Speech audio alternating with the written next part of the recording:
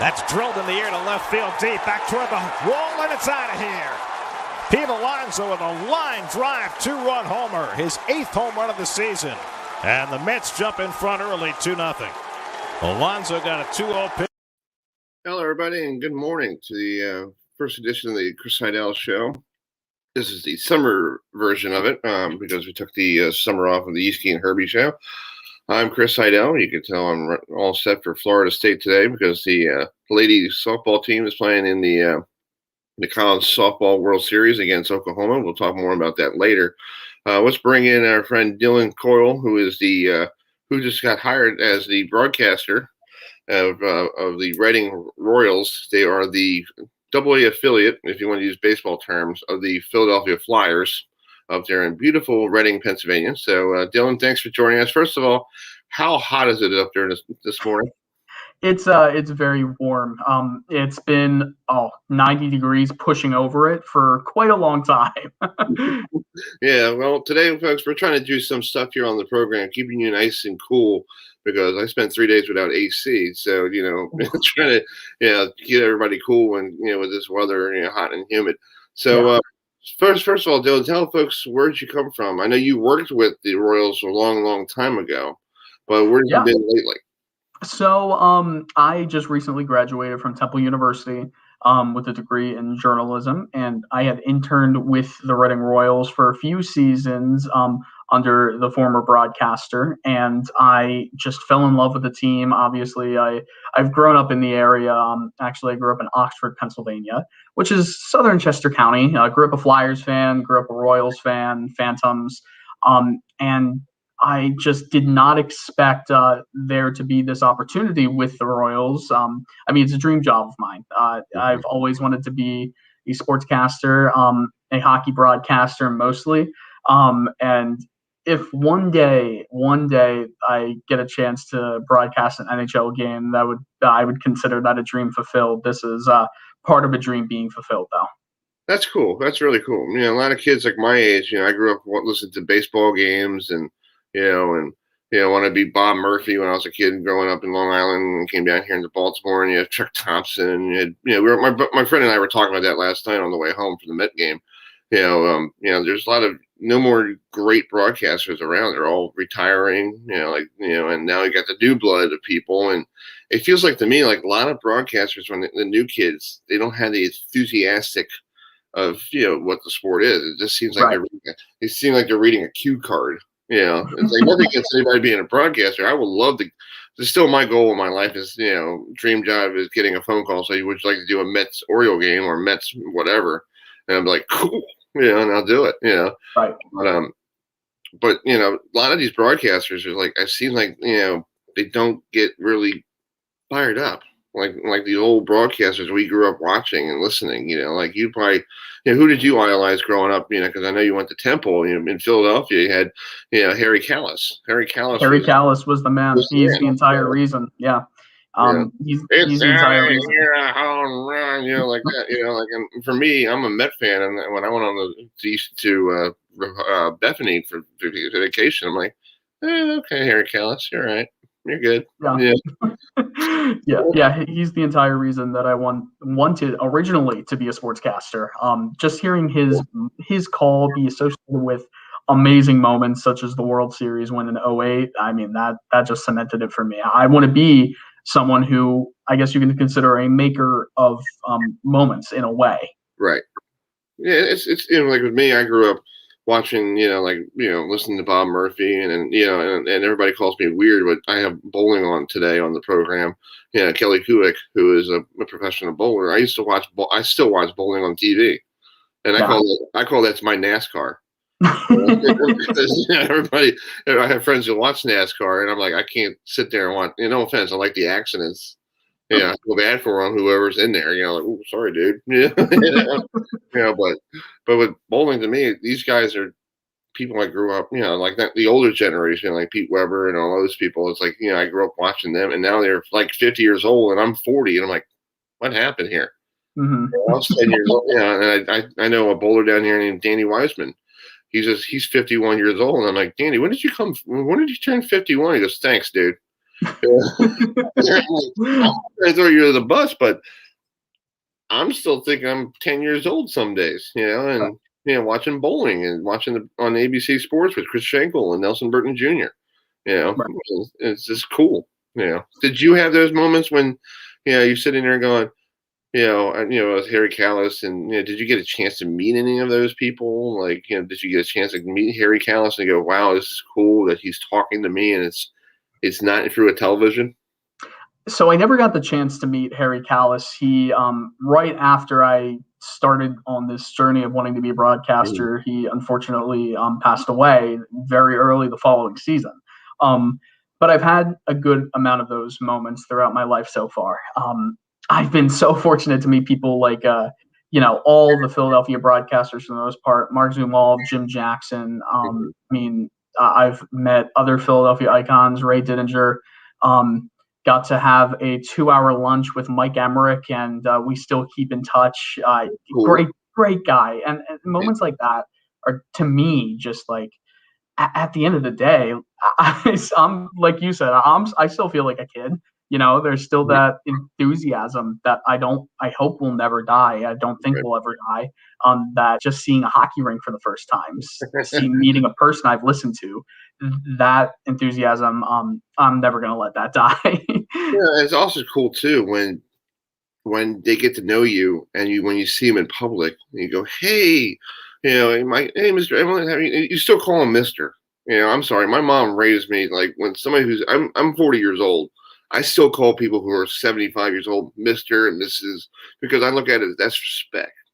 Mm-hmm. Until they tell me like, hey, call me such and such. I'm like, okay, that's cool. But me, I call, like Dave Ryan. I know Dave Ryan. But I said, hey, Dave, because he knows me, as a personal stuff, and we talk and all that stuff. But when I meet other people like Nelson Burton Jr. or a Met broadcaster or something like that, I was like, hey, Mr. such and such, nice to meet you. And it's like, it's pretty cool. And I think a lot of people don't have, like you and I in this business, lose that respect for those people because they've been out there before you and they paid it the way for you and I to do something. I feel like there's always a new road being paved in a way. There's always a different way to get from one point to another. There's always a different reason. And, just being a big, I'm a big believer in you make the opportunities for yourself. And when those opportunities are there, you've got to snatch them. And if they aren't there, you have to create them for yourself. So I feel like in some ways, there are people who have paved the road before, who have made it easier for people like us to actually go that route. But there's also there's an infinite number of ways that you can get from point A to point B. It's just about finding those ways. So that's kind of my whole belief.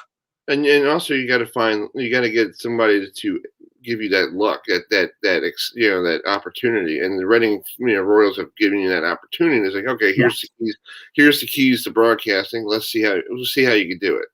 Yes, very lucky. And that's you is very lucky. But on top of that, you got a lot of people in the Reading area, and even up there, in that region, tune into the Royals when the hockey season on. They're like, okay, we got this new guy, Dylan. We'll see how he does. And I guarantee you're probably going to get during the season next year. We might get people emailing you going, why do you sound like this? I had a guy one time. I was doing hockey down here at Towson University, and I don't do hockey that much. Okay, so I was trying to do because Johnny Holiday, the voice of the Terrapins, told me is try to do like it's basketball. 1 to 5, 5 to 4, 4 to 1, shoots he scores. I'm like, okay, we'll do that. I'm like, good. Okay. I tried that. I had a guy go, yeah, you can't broadcast hockey. You're terrible. I'm like, so he emailed me and told me how bad, shitty it was. So I emailed him back. I'm like, do you want to come down to the Ice World here in Abingdon and do it? And I'll sit here and just drink a nice soda and just watch you, do it. And he goes, no, I don't feel like doing it. I'm very scared. It's like people, you could criticize, but when I call you out, come on down. I feel like you always can take criticism, and even if it's in a very abrasive kind of way, you can always look at criticism and see if you can take anything from it. Because maybe there's some truth in under everything that somebody says angrily, or if they're doing it very diplomatically, you take that. The most important thing in this industry is learning from mistakes and critiquing yourself, and getting critiqued and listening. So that's another big thing. Oh yeah, I agree. And you all, do you ever like sit there and listen to yourself and like, oh, let me edit myself? Oh yeah. But I'm showing people where Reading Royals are. I got a little video I found on YouTube. It's a nice little rink up there in beautiful Reading, Pennsylvania. It's really nice. It's very. It looks like you guys upgraded. Since the last I believe that's actually Worcester. That's the Worcester Railers arena. Okay. It looked brand new. I was like, wow, that looked a little different from the last time I was there. Mm-hmm. But no, but do you ever sit there? Was it you record yourself and you go, all right, let me listen to what I did last night. And do you ever sit there and just critique yourself and go, okay, I shouldn't have said that, or why did I mumble in that situation? All the time. All the time, and you're the hardest critic of yourself. That's the thing. You're your harshest critic, but at the same time, you always have to do a postmortem. You always, if you're never going to learn if you don't listen to your mistakes, and you're going to cringe. But at the same time, it's so important to do that. Exactly. So talk about your other responsibility there besides broadcasting. What else do you do for the Royals? So I'm also the director of community engagement, which means I'm also in charge of organizing events that have that basically we're vendors at, or organizing things with the community. If somebody wants Slapshot at a playground, then we can absolutely do that. So I'm basically, while I'm the director of communications with all that goes into that, broadcasting, press releases, media relations, I'm also basically, I guess you could say, public relations, and in a sense where I'm also making sure that there's a path for the public as well to get involved with the team. So that's kind of the whole gist of my responsibilities. Yeah. Well, I know last year the Royals did not play because of COVID-19, because everybody in the Eastern League or something decided to opt out. And I totally understand. Now everything's getting back to normal. So I guess you're getting fired. When's the first game? Is it like September or? It is. So the first game is October 22nd, but that's away. The first home game is the next day on the 23rd. Okay. And you must be going to be running running around trying to make sure that game is going to be great, because it's been what how many days since the hockey? It will have been a year and a half. Wow. How many games is that? Oh, a lot. Like everybody's been watching like minor league baseball. We haven't been home in 395 days, or we haven't played a game in 616 days. I'm like, who is counting? Yeah. It's like, come on. Let's say you haven't played in 2 years. Right.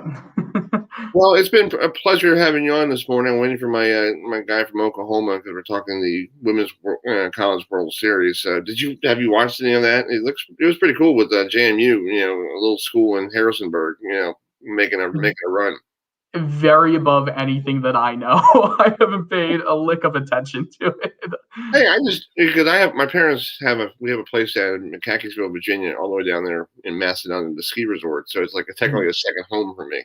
Mm-hmm. Yeah, so it's like I was like, oh, that's a little school that on 81 South is doing a great job. Right. It's not little anymore. It's big. Hey, that's awesome. That's awesome for them. I don't know anything about it. Exactly. Well, Dylan, thank you so much for coming on. We'll try to get you on when the season gets closer, and we'll talk Royals hockey, and then we'll try to get some coaches on or something, and we'll love to have you on, and hopefully I'll get a chance to get up there. Awesome. And make sure Shafran knows that I said hi when he comes on later. Oh, I will. All right, man. Thanks for coming on. Of course. Have a good one. All right, you too. See ya. Bye. All right, folks. That's Dylan Coyle, who is the director and engagement of the Reading Royals. Thanks for joining us this morning. Yes, we are talking about the College World Series for softball. We have Chandler Engelbrecht. Engelbrecht, you were so close. How are you doing this morning, Mr. Heidel? One of those mornings for me. It is. I actually got to apologize here. I was actually not joined yet because I was still listening to you and Dylan's conversation there. I thought that was really interesting. So I was on standby. I forgot to join the room. So. It's okay. Well, thanks for coming on. I found you yesterday. This has been an exciting college softball World Series. My girlfriend's asking me why am I been covering college softball this year? Because, well, we got a little team called JMU, who I have a house down in McCaskiesville, Virginia, with my parents who built a house. My parents built the house, and I didn't build the house. I don't have the money for it yet, but not yet. But it's a very quiet, knit community down there in Harrisonburg, Virginia, and it's pretty cool to see a small school on 81 South that people don't, if you think Virginia or Virginia Tech, right? And now you know James Madison University, but before that, it's been like quiet little area. But now I guess I got to get there early on some days. So the traffic's gonna be bad down there. Right. I mean, I obviously, just like everybody else, was just introduced to James Madison at the start of this tournament, and man, they put on a show. Odyssey Alexander is the real deal. When she exited the game there in that final third game between James Madison and the Sooners, the entire stadium stood up and gave her a standing ovation because she pitched over 1,000 pitches for the tournament. That's ridiculous, and she put the entire team on her back, and so that was just an incredible thing to see. Yeah, I don't see that in Major League Baseball. Come on, Jake and DeGrom. You pitch what, 7 innings, and you pitch 105, and you're, oh my God, I'm done. I got to take right. out. Like I was watching college softball a couple years ago, and I was talking to my dad. My dad's a big baseball guy since the '60s, and he grew up watching great pitchers, going through his time.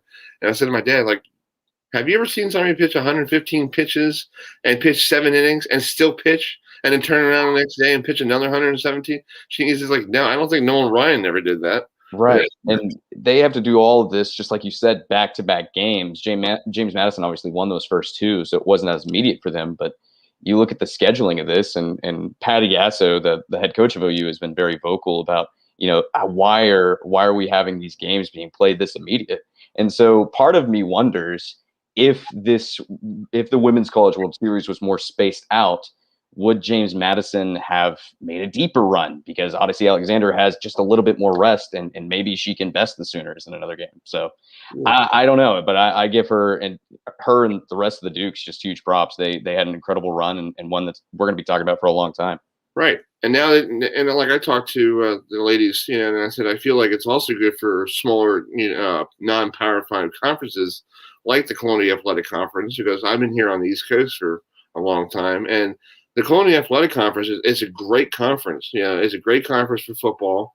Basketball is a little shaky, and you get once in a while you have the George Masons and the VCUs and all that stuff. Right. Make a run, that's what happened a couple of years ago. But nobody gives the spring sports any credit. You got, baseball's okay. You got Towson was all right, but Northeastern was okay. But softball, James Madison's been like quietly good for the last 4 or 5 years, and it's like they should have been there a long time ago.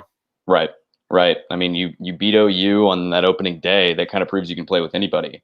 I mean, I'm sure we'll talk about them soon, but this OU team is really good, and if you can beat them, you're sure to beat anybody else in the country. And so again, their run was something that I think just made the sport better. I mean, you're getting ESPN traction. ESPN's tweeting about Odyssey Alexander. Everyone's watching. It was just great to see everyone giving softball this much attention, because rightfully it deserves it. The sport's great, and it's great for James Madison to represent, where they come from on the biggest stage. Exactly, and I totally agree with you. And to me, it's great for the sport because it's showing different teams they can make it. If you put your mind to it and you work really hard. And also you can see what the community is backing, because that whole stadium was full of purple.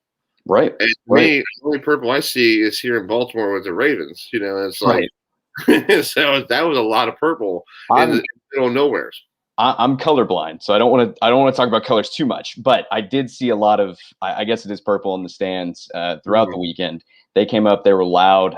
Even OU fans. It's in Oklahoma, so they obviously have an advantage. But James Madison was there. They were happy to be there. They weren't just happy. They felt like they belonged. You could see by their play. Yeah, exactly. Let's talk about last night's game. Florida State's 1 win away to win the championship, because I think after playing, Oklahoma had to play a lot of games in the losers bracket, same as Florida State. I think after a while you run out of gas. Right. I think that this is an OU team that did run out of gas in some ways. I think that Florida State capitalized on the fact that OU had to play freshman pitcher Nicole May to start this game, and they picked her apart. They recorded 7 runs in the first 3 innings, very similar to what they did against Alabama. They were able to just capitalize on her inexperience, and then by the time that Patty Gasso decided to put in Shannon Sale, it was pretty much out of reach. And to me, I think that's how you have to beat this OU team, because you've seen this OU team score 19 runs a game, 24 runs a game. They're ridiculous. So you have to put up numbers that are really good to beat up this OU team, and that's what Florida State did. Kaylee Harding, is that her first name? She looked like a superstar. She made the incredible throws. She made the right plays. It was an excellent performance for the Seminoles, and I think that it'll be a tough task to beat this OU team twice. No other team has done it this season, but a win last night puts them in pretty good position to do so. Yeah, let's go back to talk about what Patty talked about a couple of days ago with the game ending at 2:00 in the morning Central Time, 3 a.m. Eastern Time. I think that's ridiculous. Oh yeah, I'm sorry. They did the right thing on Sunday night, with the rain going. Okay, let's move everything to Monday. Yeah, but I feel like the women's world softball is like cramming everything in, because you got the men's baseball tournament going on, and right. a lot of people want to keep that. Some of the ladies want to have the spotlight. I feel like they should have like a day off in the schedule, just in case if something like that happened. Because Oklahoma, you live in Oklahoma. This time of year, what do you guys get? Thunderstorms, tornadoes, and everything else. Pretty much, yeah. There was thunderstorms. The reason the game was delayed. I was in the stadium for what I believe was well over 12 hours, waiting for games to start over the weekend. That resulted in a lot of late nights, and I was exhausted, and I was just in the press box sitting at my computer. So I can't imagine being a student athlete and you start a game right at midnight and you play until 2 a.m. and then suddenly you have to get up the next day and play a game by noon. That's ridiculous to me as well. Patty Gasso was heated about it in the post-game press conference. She said it was just flat out ridiculous, and I can't agree with her more. I think there needs to be some sort of break implemented into the schedule. This is my first time covering an OU softball team during its World Series run. It's really the first time I've been this tuned into a World Series run with any team. But the reason I'm hearing for why there's no break, it's just the same reason of, well, it's always been done this way. If that's the reason they're doing it, we can fix that. I don't understand why that is just okay to do. And, these softball teams are the best in the country, right? They played throughout their season to get here. Let's give them the rest so we get better games. And like we mentioned earlier with James Madison, Odyssey Alexander, who's thrown more pitches than anybody else this postseason, if she gets, a day or two more of rest, maybe she beats the Sooners, and we're still talking about a Cinderella team that's just awesome to watch. Everybody on that James Madison team was just so incredible when they stepped on the field. The fans loved them. So maybe, just maybe, if she gets just another night's rest, she beats OU. And right now she's playing against the Seminoles. Well, they should have done on Sunday. They should have pushed that game from 1:00, knowing that Oklahoma played until 2, 3 in the morning. They should have called the ESPN. Okay, all right, what do you guys have on? Because they had the baseball tournament going on. And that's probably what the other problem was. People don't realize ESPN has 16,000 networks. Right. And they have a schedule already made. So if they want to push the game back to, let's say, 4:00 Central Time, 5:00 Eastern Time, they have to make sure there is coverage. Yeah, you can throw it on ESPN3, but if you have Oklahoma and JMU, you want that game on ESPN1 or 2 or ESPNU, and you got to make arrangements. And they can't just do that at like 2 in the morning going, all right, we're going to switch that to 5:00 tomorrow, and we're going to do, because you have to plan these things out. And I think after what Coach said this week, on the press conference, I think you'll see a change next year, that they're going to make a day off on a Monday just for a opportunity to get all these this stuff taken care of.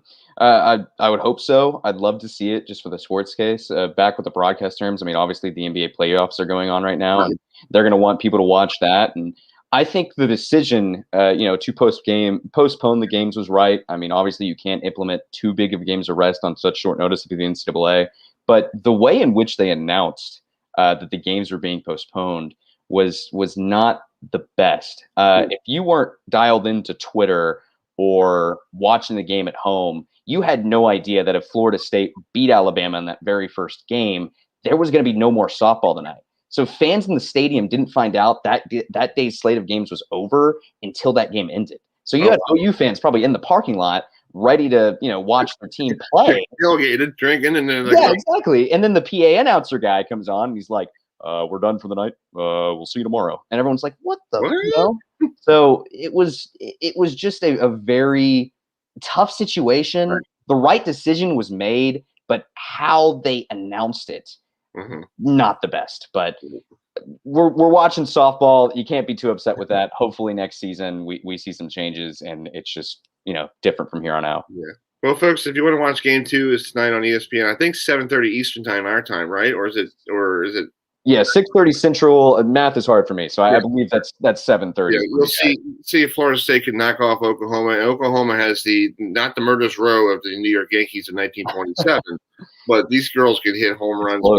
Than Peter the polar bear last night did at Camden Yards. Right. I think Oklahoma has been the Goliath to so many teams' Davids, and Florida State is that David right now, and they're really close, and so it's going to be a fun finish.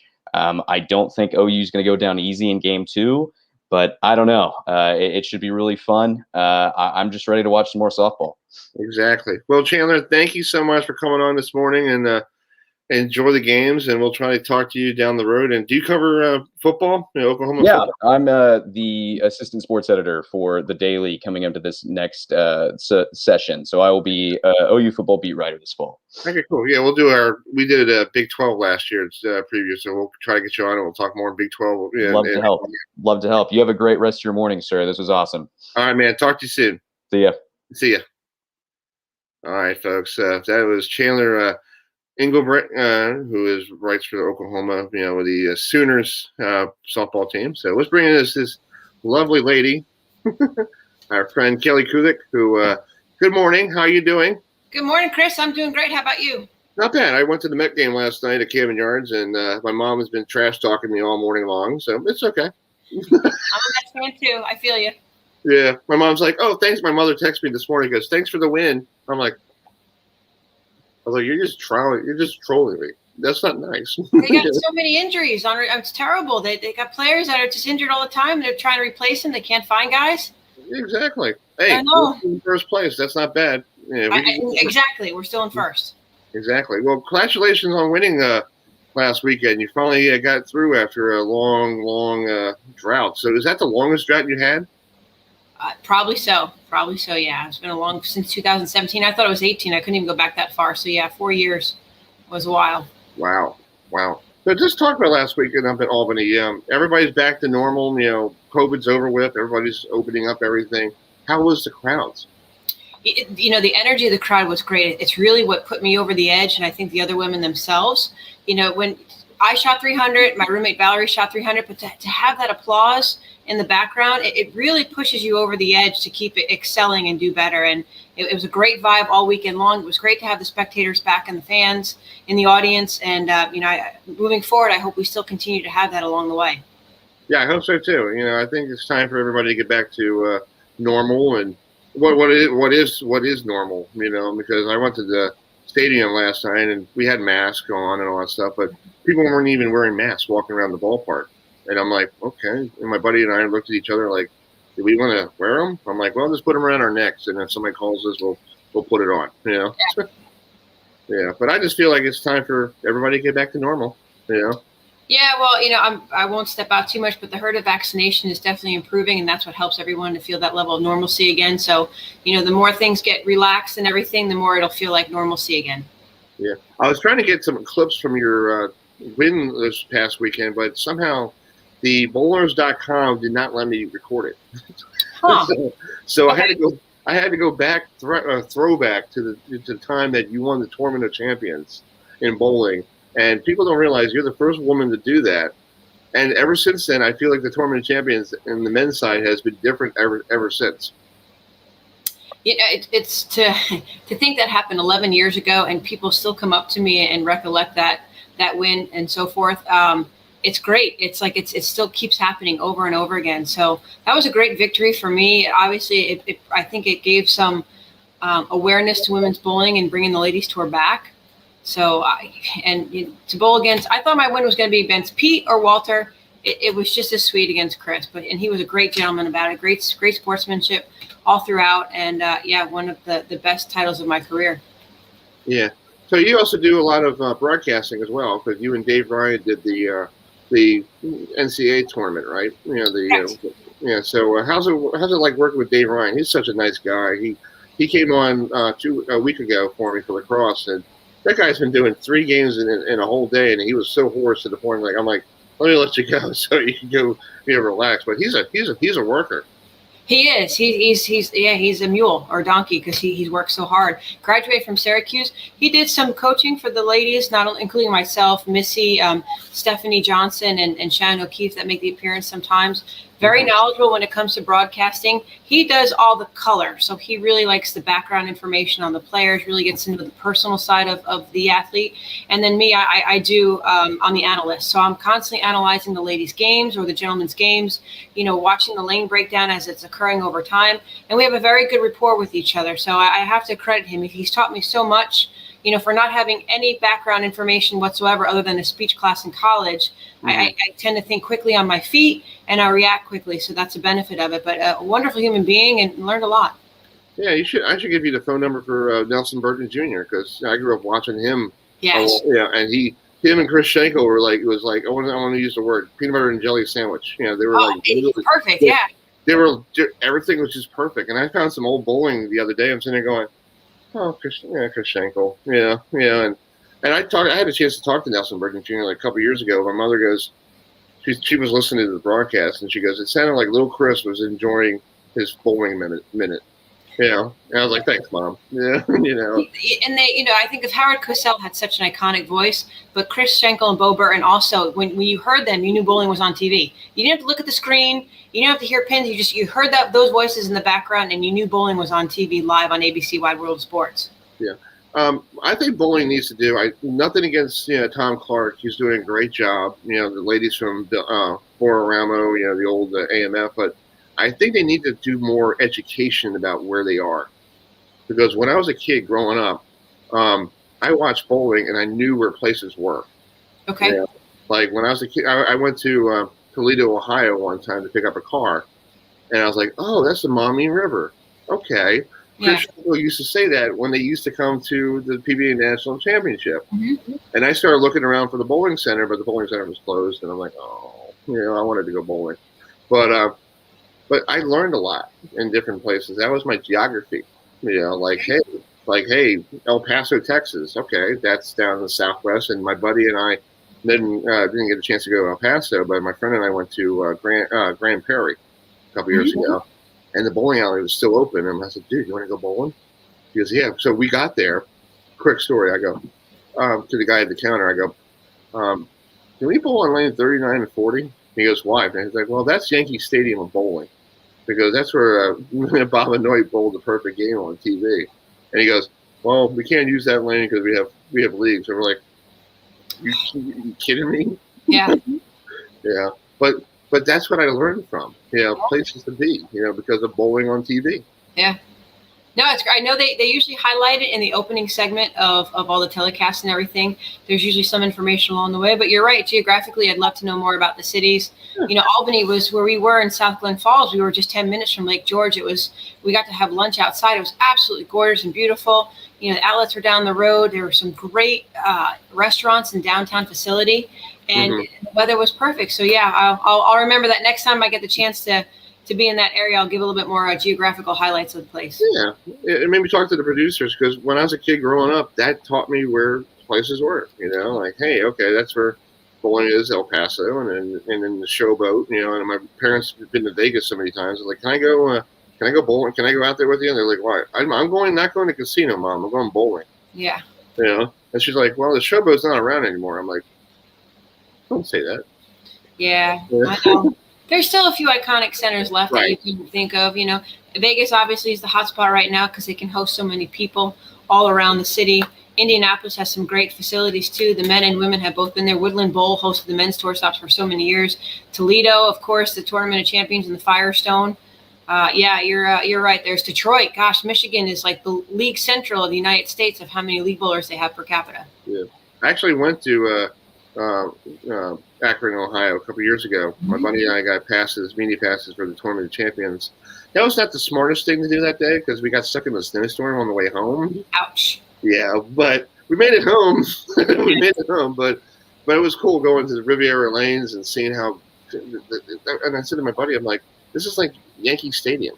Yeah. This is like, our Yankee Stadium, the house that, Earl Anthony built, and all that stuff, and he's like, that's a good point, and we were trying to go out there again 2 years ago, but I was like, nah, I'm not going in the snow. Yeah. It's a great place to bowling is, and people don't realize, and plus with you guys, the ladies, you guys are trying to get back up to where it was, a long time ago, and the women's tour was the same as the men's tour when I was a kid growing up. Yeah, Samsung was our biggest sponsor back then for the ladies tour when I was originally on it. So we try, we get. I think the PBA is doing a great job, Coley and Tom Clark and everything in the Bolero centers for sure. It's more of a recreational facility, so it brings awareness to professional bowling, which is a positive and a plus. With the women, we tend to visit the more smaller centers along the way, and Right. We've got that connection now with the fans again to bowl with them, and hopefully the pro-ams will come back soon as well. Yeah, I hope you guys get back down here to Maryland because Maryland's such a hotbed of bowling. Because I know you've been down to Forest Hill a couple times. Forest Hill Country Club, yep, all of them. And it's a beautiful place for bowling, and they used to have the Fairlanes open, and that was that was a good tour stop for a long time. I think the PBA needs to do one year is do a throwback year. Just go all to these old centers and say, hey, welcome back. It's a good idea. That'd be great. Yeah, for sure. Or at least each coastline, or one on the east, one in the central, one on the west, and then slowly integrated along the way. It's a good idea. Yeah, I can see.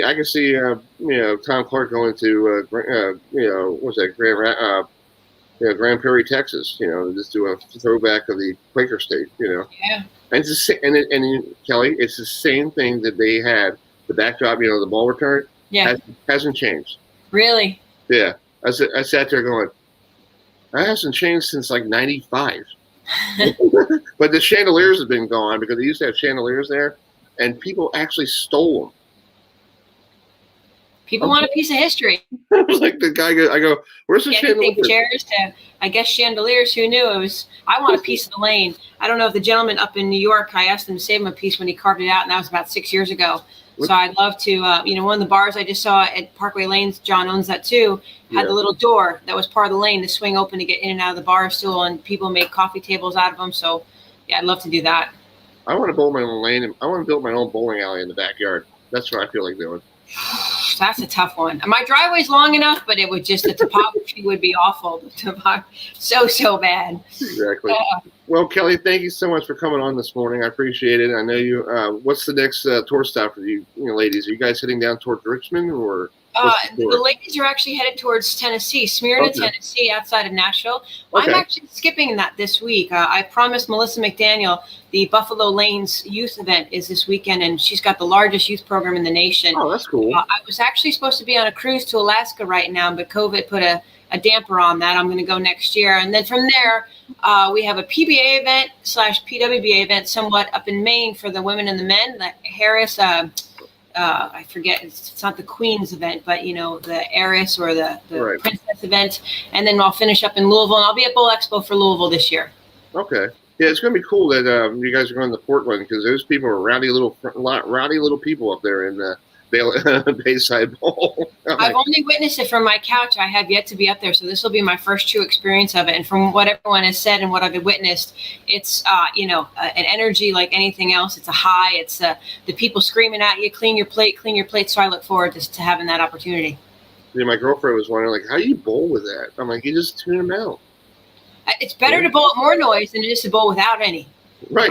I think it's kind of creepy when you're on the approach, no one's to the left and right of you, and you can hear crickets. I'd rather have the people screaming in my face. It's a better distraction.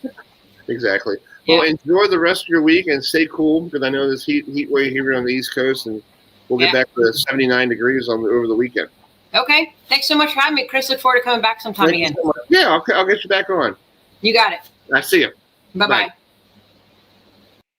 That was a great interview with Kelly Kulick from the Professional Bowlers Tour. The ladies, she won her title last week in Albany. So it is 11:15 here on the program. I'm Chris Heidel here on the Chris Heidel Show. Yes, we changed the logo. We forgot we still had the Husky and Herbie logo on there, but we'll get back to that shortly. Let's talk about the women's softball. Let's talk about James Madison, the way they had a heck of a run through the up there in Oklahoma. Our Twitter handle kind of blew up, over the weekend because we were doing poll questions, and I had more people on my Twitter page that I have never had before. Let's see what's today going on here. Let's see here. Yeah, that's me. If you guys want to go on our Twitter page, don't forget to go on. You can vote right now on our Twitter page. Who's going to win the championship of the softball championships here? Right now, Oklahoma is in the lead. So anyway, so you want to, vote now on Twitter. Yeah. So anyway, let's get back to what we're talking about James Madison. Right now, if you want to go on our Twitter page, you can vote now at HerbaFM. Let's talk about James Madison. A little small. It's not a small school anymore. It's been a pretty quiet school. Very good academics. Very good place to see off at 81 South going down towards Roanoke. So. I had a chance to talk to these ladies over the weekend, and I talked to the coach from JMU, Coach Lauren Lepori, who is the head coach of James Madison softball. And I talked to her how special, when did she know that she had a special team this season? So here's the interview I asked her. Chris Heidel. Hey, Coach, sorry for the tough loss this afternoon. When did you know you have a special team? When did you know you had a special team this season?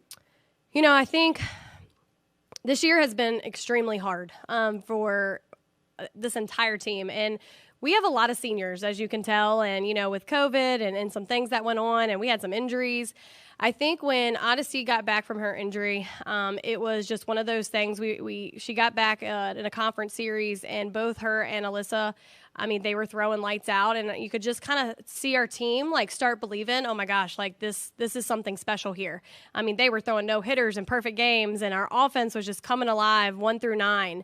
And I think it was kind of that mid-end of the year when I think just the team just realized what they had and what we all had, and they've just been, full force ever since. All right, last one for Coach. All right, eating my breakfast. That's JMU softball finished the season in 2021 with a record of 41-4. That's a very good record.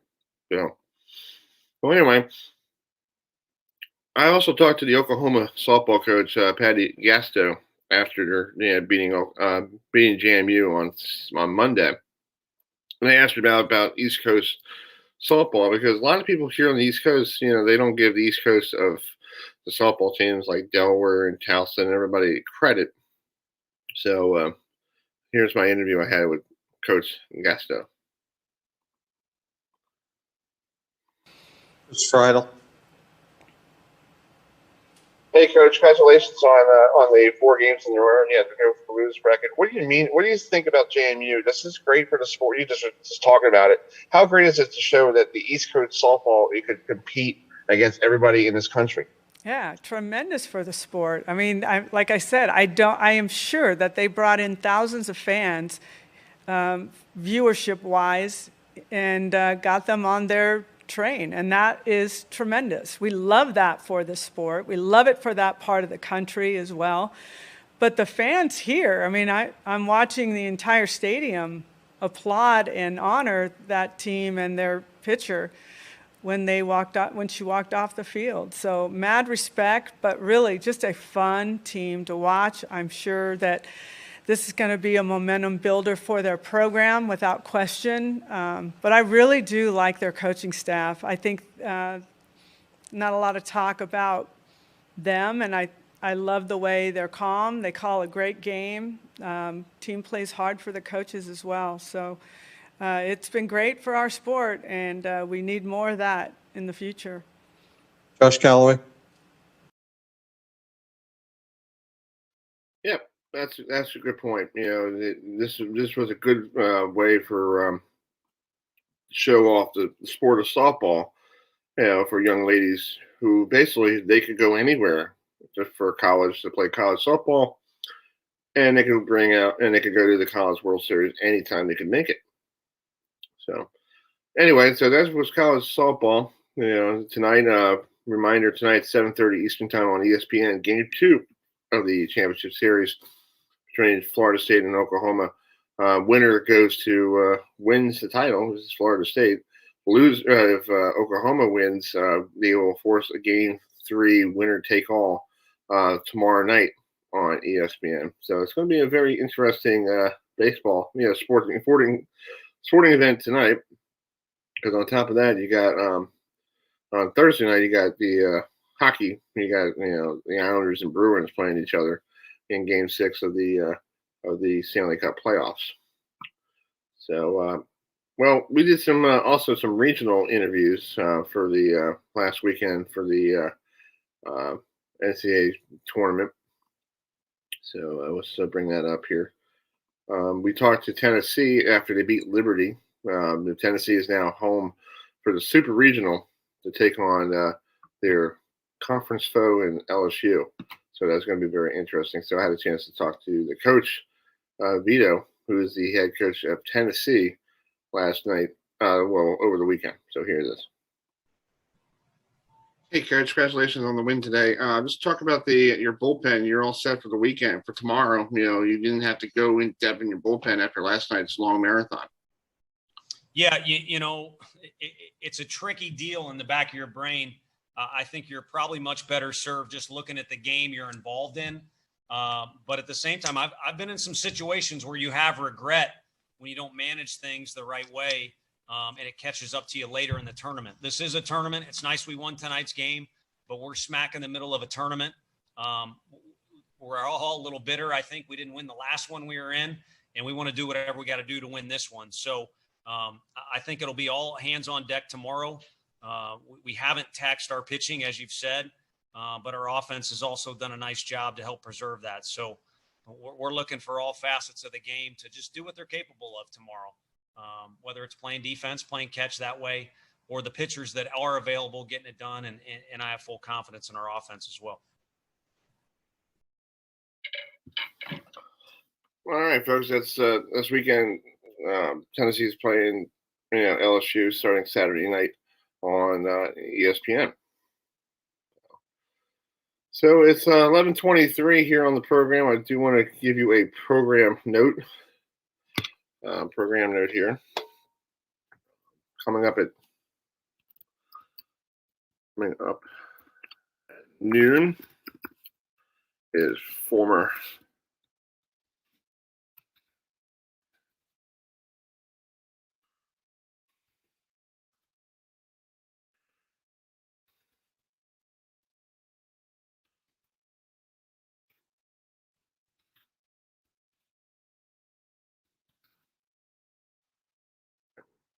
coming up at 12 noon here on the program.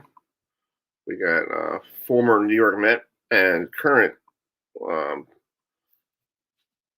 Island Duck manager Wally Backman joining us on the show by phone. So that's some classic 1986 playoffs right there. Yeah, so he'll be joining us this afternoon at 12 noon here on the program. So, folks, thanks for joining us this morning. What else here? Oh, we forgot another team who made a run in the NCAA tournament, but they finished their season. The Terps, Maryland baseball.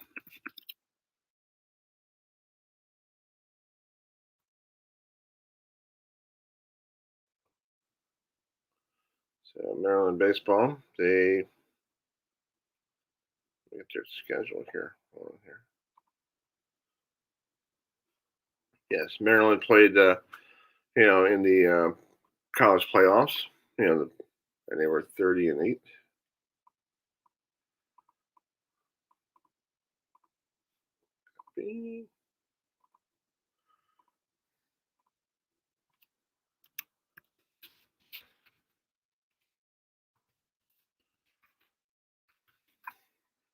Was 30-18. So here's their schedule. They finished their baseball record they were 30-18. So we had a chance to talk to Coach Vaughn. Finally, we've been trying to get Coach Vaughn here on the program all spring long, so we finally got him. So I hope you enjoyed this little interview I had with the Maryland Terrapin baseball team. Ashcan, you ready to go?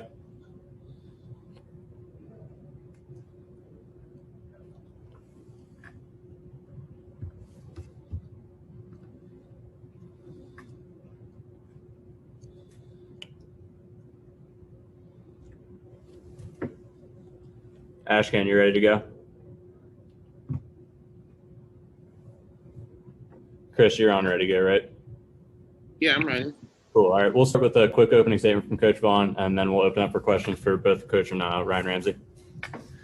I tell you what, postseason baseball is about guys just stepping up and getting it done. That's what it's about. I mean, this guy right here has not started a game for us this year. It's been in our mind. He's just been so valuable out of the bullpen for us this year.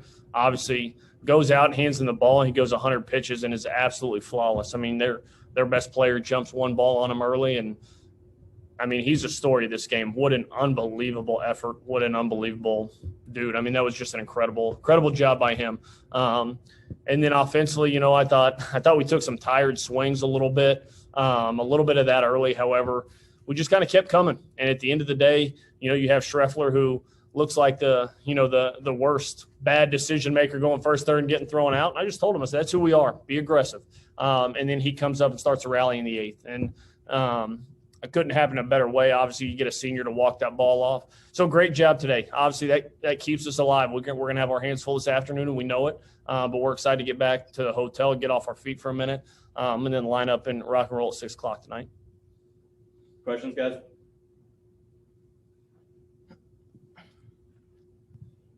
You want me to go ahead? Sure. And Yeah. I did see your note down here, Chris. He's fine to record, right? Yep. Yeah, if you want to record, that's not a problem. Yeah, that's fine. Let me hit record. I'm waiting for him. Anyway, congratulations on winning this game 2-1. What does it mean for your bullpen being safe and less this afternoon, knowing that it's all hands on deck this afternoon? Yeah, I mean, that's huge. The fact that you won, winning was the first part, and we would have thrown 15 guys. That's what it took. But, having Rhino step up and do what he did, I mean, goodness gracious, what an effort, especially after Friday night where it was just a barn burner of a game and runs were all over the place. So for Ryan to do what he did and Elliott to come in and finish that thing is huge, and it's going to be all hands on deck again. Like, very honestly, I don't even know who we're starting in this game yet. I'm going to go talk to Moose and figure out what our options are. But, man, it's going to be all hands on deck to try to figure out a way to score one more than East Carolina tonight. Let's talk about East Carolina. What do you, they're powerful. They're a good team. You probably faced them already. What do you have to do differently in this game to knock them off to go off to a super regional or get their 2 losses? Yeah, they're tough. Their head coach, Cliff Godwin, is a gritty, tough, hard-nosed guy. He's an unbelievable baseball coach. I have just as much respect for Cliff as I do anybody in this game. And his team takes on that personality. They play really hard. They don't give up. I mean, they were down yesterday to Charlotte last night. They just kind of kept plugging away. We know it's going to be a little raucous in the crowd. So it's just going to be about us stepping up and playing our game. That's been my message to these guys, is enjoy the moment and just stay present. And we did that today, and we're going to have a chance to do that again tonight. So we know we're going to have our hands full. The last time the guy that pitched against us is thrown, he went either perfect game, no hit, whatever it was at our place. So it's time for us to kind of get back on the board and try to get after him a little bit tonight. So we're excited to get back out here. And that's also good. That the pitcher, so what his weaknesses and his strengths, so you could actually jump on him pretty heavily. And that's the hope. We sure didn't figure that out last time, so I'm excited to get another crack at it. But it'll be a good effort, man. We're excited to get back out here tonight. Good luck this afternoon. Thank you. Guys, more questions for Coach Vaughn and Ryan Ramsey if you got them. Hey, Coach. Sorry, Ross. Keep going. So that play with Troy Schreffler, that bunt that Tucker Flint was trying to execute, you guys sort of went through that twice. Tell me the difference in execution between. All right, folks. That's Maryland baseball management. Rob Vaughn. They lost to East Carolina that evening. So anyway, their season's over with. Let's bring in our good friend Jared from down in beautiful South Carolina. Hi, Jared. How's everything going? Thanks for joining us. How's the weather down there? Is it pretty hot? Yeah, it's not as hot as what we normally see. It's about 80 right now, so it's pretty warm. It's pretty humid. Might get some rain a little bit later today, but it's definitely pretty warm. Cool. Well, thanks for coming on. You guys are in the playoffs. I'm trying to keep everybody nice and cool today because with the weather up here, it's like it's a heat wave. And the best way to talk about cool weather is hockey. Is a good way to keep it cool. So you guys are up one game to none, against Florida. Another overtime victory on Monday night. So you guys just got off the ice, getting ready for tonight's game. So what did you see in practice today? Well, I think it's just a very much trying to keep everybody moving well, stay loose, stay healthy. This team has won 7 straight games. We had to win our last 6 to get into the playoffs, and we did that. And it's basically been the same lineup that we had during that last stretch of play that these guys have done a really good job. And at practice, nothing too crazy. You win game 1, you try to keep things the same, and you try to keep moving on for game 2. So it's been a good group here, and they look like they're ready to go for tonight. Yeah, you guys are the only Capitals affiliate still playing. Normally it's the Capitals still playing, and you guys are like right behind each other. Now you're the only one left. Is it pretty good for you guys? Get a lot of phone calls from the parent club saying like, "How's everybody doing?" Yeah, I think they definitely check in on us as much as possible. And you're right. I mean, usually maybe Hershey might still be playing, maybe the Caps still be going on. So I'm sure Washington has their hands full trying to prepare for the NHL draft, which is coming up. They just had the draft lottery recently. So I'm sure number one priority for Washington right now is drafting, developing some of those younger players. And hey, that goes into play with us as well. A lot of these guys are going to have an opportunity, depending on how they play. Maybe next year they might get an opportunity to start up at the next level. So they're definitely checking in, and all of our games are being aired right now on the Caps radio station, Caps Radio 24/7. So they're listening along here. That's cool. And you guys are not playing your home ice or your barn because they kind of scheduled, a truck rally or something, or you guys moved off to Somerset. You're like you can't play your home games in your home arena. Who came up with that idea, and who did you talk to tell them to go to the Carolina Ice place so you guys could play? So unfortunately, usually the season's over by now. Our season got extended because it started late. We didn't start until December 11th. Usually we start middle of October. So because we started late, that meant that we ended late, and the playoffs going late. They already had events at our arena that had been booked years in advance, thinking that our ice could be melted already at this point. So kind of just a rough situation, and one that we've had to roll with. Nobody's fault. I think, nobody could have foreseen COVID-19 and all the different craziness that was going to go on with this pandemic. And unfortunately, the arena had to honor those contracts that they had signed previously. And we didn't even, like I said, we had to win 6 games to even make it into the playoffs in the last couple of weeks. So we couldn't sit here and say, yeah, we clinched a month ago. What are you guys doing? We literally only clinched to make the playoffs on Friday this past week. So we didn't know we needed the building until we snuck in at the last minute. So kind of a weird situation, but the Carolina Ice Palace here, that's where I am right now. That is our practice facility year round. The ownership of our team is part owner. So one of our part owners used to be majority owners of our team, the Zucker family. They own this facility, and thankfully they basically did some things to make sure that we could play here. They had to reschedule a whole bunch of different events of, I'm sure there was youth teams, adult league games, different things going on at this community ice rink that they all stepped aside and let us have the ice for at least on Monday for game 1 and game 2 tonight. And then we go down to Florida. And if we make it to the next round, we're probably going to have to be doing the same thing. Exactly. And how big is the arena? How many people could fit in there? Is it a decent size?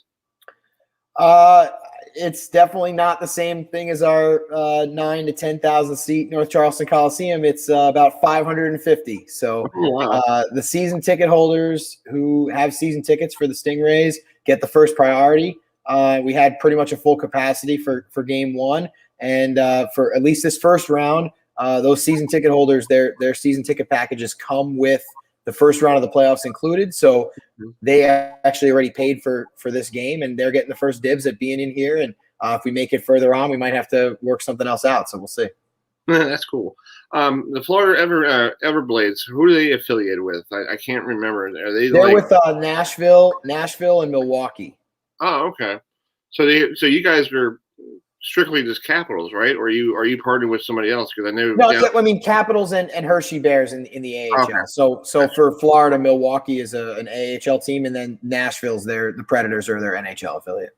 Yeah. So what's it like? Like you said, you started later, because of COVID-19 and all the different areas. What was it like going? Did you travel with the team and broadcast anywhere, or did you stay home for road games like the baseball team does?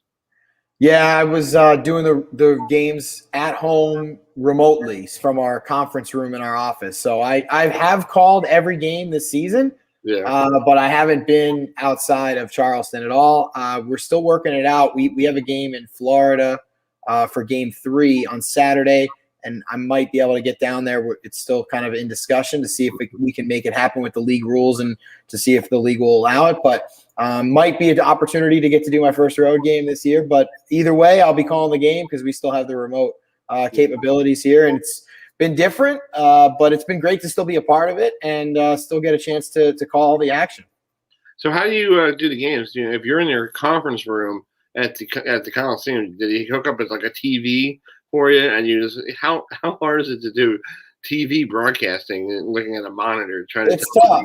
I feel like a fan on a couch. Like I'm seeing the same feed that the fans are seeing. That I'm calling it, and they're watching it. What I'm watching. So a lot of times we can kind of commiserate if we miss something, if we're not getting a replay that I would want to see. I say that I'm like, hey, we're not getting another replay. I would have liked another replay, but we're not getting one, so we got to move on to the next thing. I try to have fun with it. Obviously it's not ideal from anyone's perspective, and I feel bad for the fans. I mean, the reason why I'm there, the reason why I'm doing what I do is to inform the fans and to make sure they can stay in touch with everything that's going on. And it is, it is a shame that I wasn't able to be there, and you do miss things because you're not there, but we do have a live camera mic that I can hear. So I do have a arena microphone that's in my headset.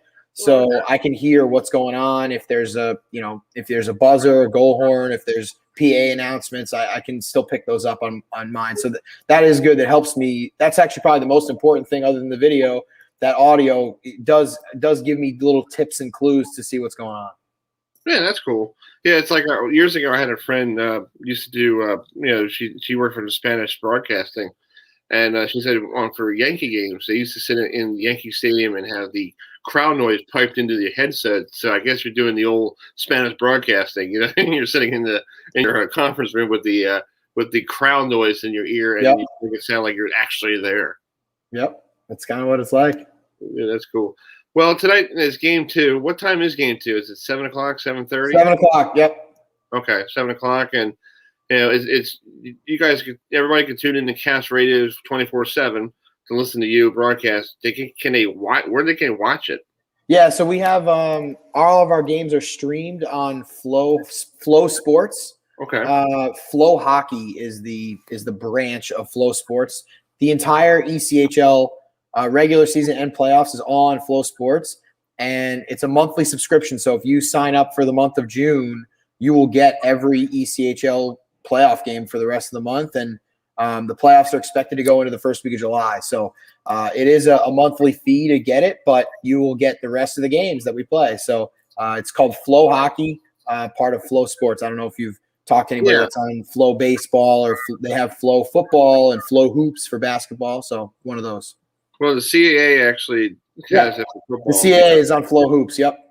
Yeah, so it's okay. I think it's cool, but I think it's also good to have regional, normal network coverage, in your. We have had our local network, My TV Charleston, has picked up our Saturday and Sunday games this year from the Coliseum. They unfortunately won't be able to do any from the Ice Palace, but we just this past weekend had games on My TV Charleston. They've been great for us. So we do have our weekend games televised locally this year. That's cool. Well, Jared, thank you so much for coming on. Enjoy tonight's game and stay cool. And hopefully you guys can keep rolling and make the Capitals organization proud. Thank you. All right. We definitely stay cool inside. All right, I will. All right, man. Thanks, buddy. Thanks for coming. All right, you got it. Yep, no problem. See you. Bye. All right, that's Jared Shafran, who is the director of broadcasting for the South Carolina Stingrays. So let's bring in the head coach. Here. All right, let's bring in the coach. For our good friend. Let me make sure I say it correctly here.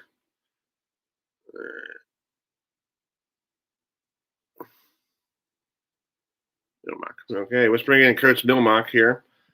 Clint Milmock. Hey, Clint, how you doing? How you doing, Chris? Thanks for coming on for short notice. I know you guys are in the postseason. Congratulations making it into the second round. I feel like I gave you guys a little push in the second round. Yeah, absolutely. Yeah, we needed you before this series started, though, to get that extra push. I know. I got to get down there. I'm trying really hard. I just went to a Oriole game last night for the first time in 2 years, so I'm like, okay, I got to get out of the house. It's okay. I didn't. It's we can't wait to get in front of our fans. It's going to be loud. It's going to be exciting, and it's going to be some. Playoff hockey. There's we all. Anyone who's in sports, whether you're a diehard hockey fan or just a casual fan, if you're a sports fan, you understand hockey playoffs. Like there's nothing like it, and it'll be. It's a huge game for us, so it'll be exciting. Yeah. So it's game tomorrow night, game 67 of the season. It's postseason. 6:30 down there at Pine Orchard against the Maine Nordiques. I haven't heard of Nordiques in a long time. I guess there's a connection there from I guess being close to the border. I'm not sure how they decided to come up with that name, but to see the logo, and it brings back memories of growing up and seeing the Quebec Nordiques back in the day. Yeah, I thought they couldn't use the logo because I thought that was like NHL, protected, because I know a lot of teams back in, because the Nordiques are now Colorado. And they were going to use that for a throwback uniform this year. I don't know how all that marketing stuff works. I think it's like there's a percentage of the logo has to look different or et cetera. I'm not sure exactly, or maybe they paid a fee. I don't know. Yeah. Well, talk about the first game didn't go so well. You guys up there in beautiful Maine. Yeah. Or were you guys home or were you here? We were in Lewiston, Maine for the first two. Yeah. And they were both kind of similar games. The score said 4-1, but both had empty net goals at the end of the game, and there was 2-1 majority of the game. They have a very good goaltender who's been standing on his head for them, and even the second game, I think we outshot them like 44-30, and outchanced them almost 2-1. So we just need to do a better job of. They always say if a goalie can't see it, the chances of him stopping it usually are cut in half. So we need to get in front of the net and stop in front of the net and be a distraction to him and get in his face a little bit and make it a little tougher for him. And to me, we played well enough. We also just need guys to step up and produce. And we've had some good production from the lower part of our lineup from the regular season. Now it's time for the big guns to step up. And if we get that production, that'll make a world of difference for us. So like any team at any level, and you see it in the NHL. Top players are producing, and their teams usually move on. Yeah. So let's talk about Pine Orchard. How much is the tickets for people to come down tomorrow? To watch you guys. Yeah, there's a range. I believe it's I don't have that in front of me right now, so I apologize. I didn't know that question was coming. My marketing people will shoot me, but I believe it's like in the $20 range, and we have limited seating, it's limited capacity, so the tickets are going to go pretty quick. And in fact, I know we've had a huge surge in knowing that this is our first home playoff game for the second round, so it's going to be a big event and lots of people coming in. It'll be exciting. That's cool. Yeah, and the last series you guys played Johnstown, and that went, what, 6? That was 5. These are best of 5 series. You win this, you go to the Robertson Cup, which is a round robin championship. So we see the other teams in our division. The 4 division winners meet up, play 1 seed plays 4, best 2 out of 3, and then there's a 1 game championship take all for the Robertson Cup trophy. Wow, that's cool. And then you guys are going to be playing all summer long, right?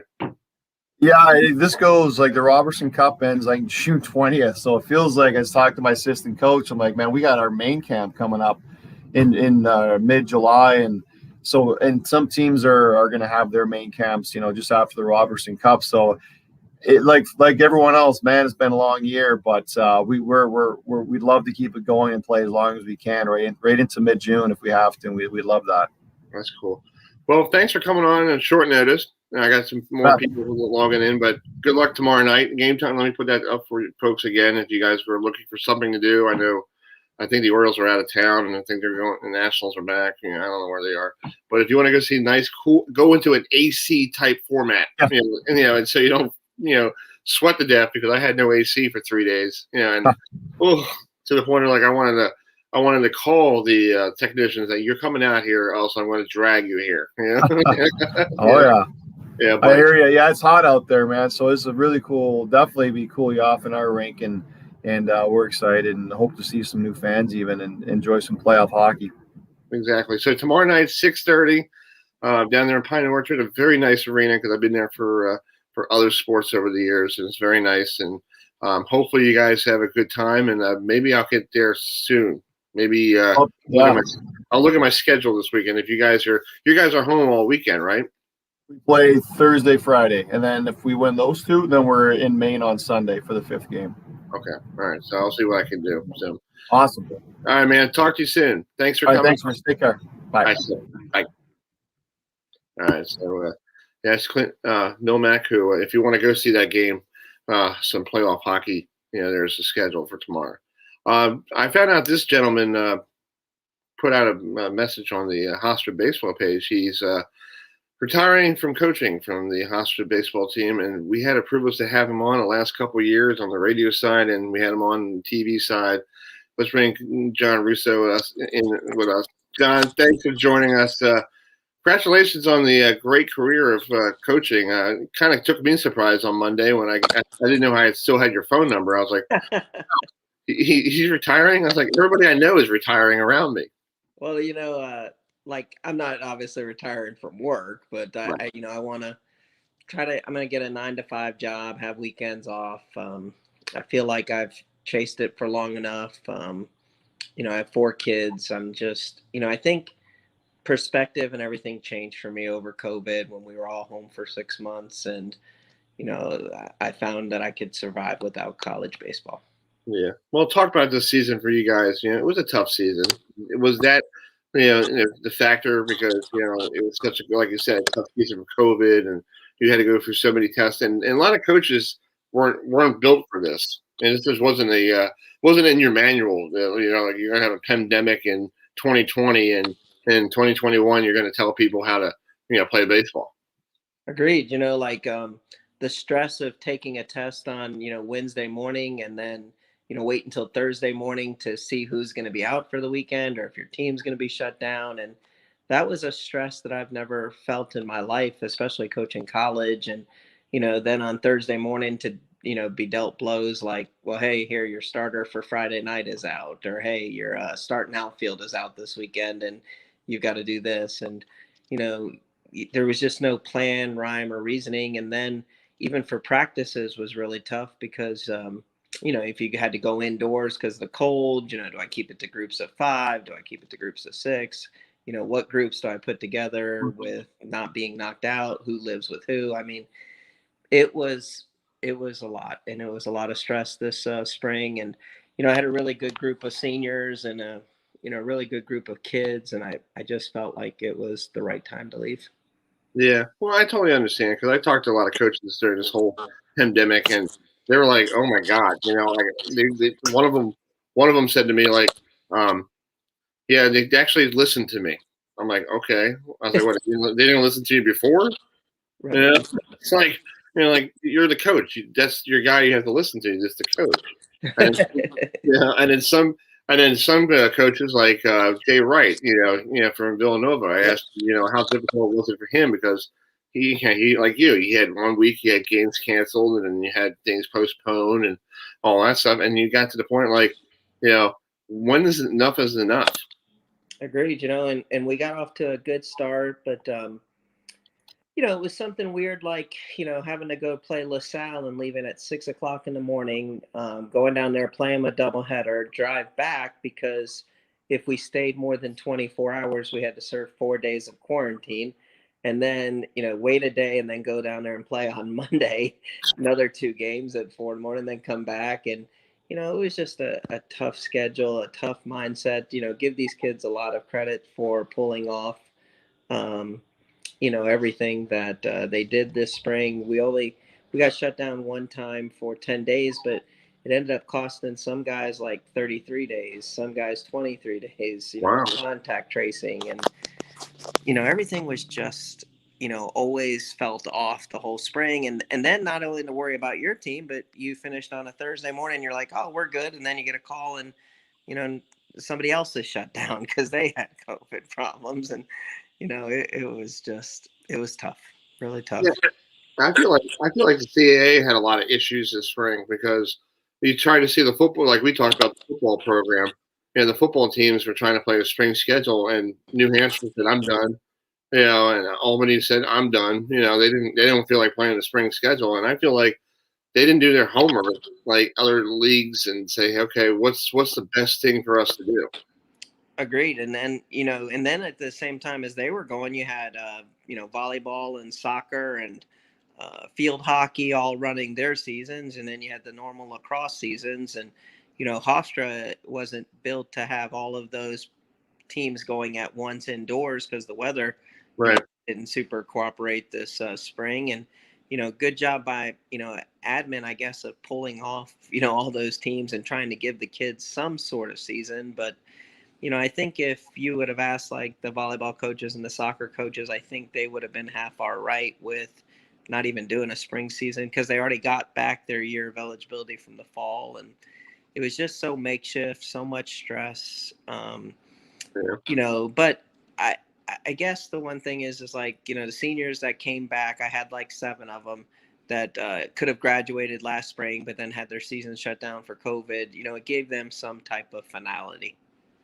Yeah, that's true because this time last year, you and I were sitting here watching TV going, what are we doing? Exactly. Like, following Twitter.